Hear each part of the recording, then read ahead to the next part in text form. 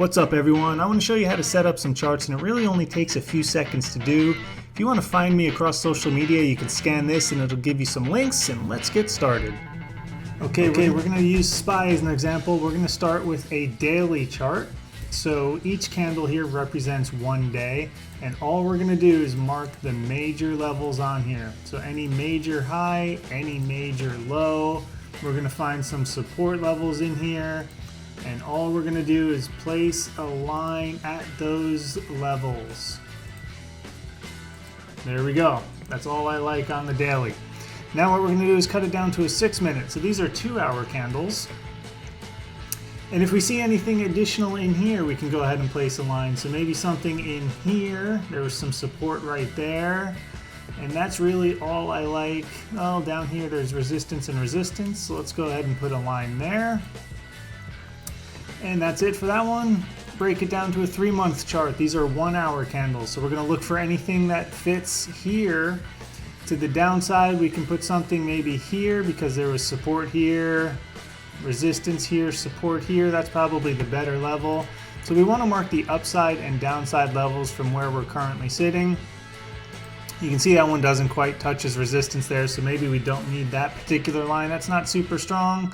Maybe there's something in here, and these are just some downside levels that we're pretty far away from, but you want upside and downside targets. Then we're going to cut it down to a 30-minute candle and see if there's anything in here. I can see some resistance here. Is that significant? Is there anywhere else on the chart it makes sense? Not really. We do want something between 512 and 518 though. That's a big jump, so let's go ahead and put that line in there.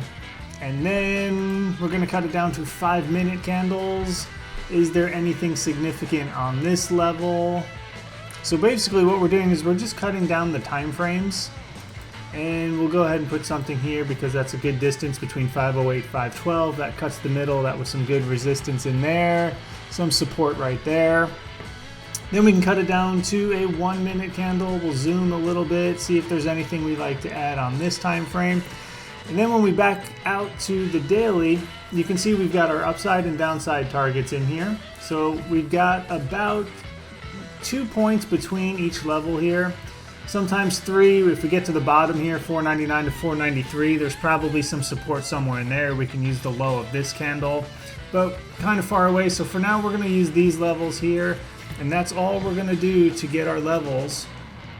And if we go back to the 1-minute chart for today, you can see there's some resistance there. That's the after hours. And now we're just going to wait for the upside target of 515.33, or we're going to look for support at 512.57. Once we have our entry, we're going to set those levels as exits, and that's all there is to it. Start with the 1 year. Go down from 6-month, 3-month, 1 month, 5-day, 1 day, add all your significant levels, and when you back it out, that's what your chart looks like.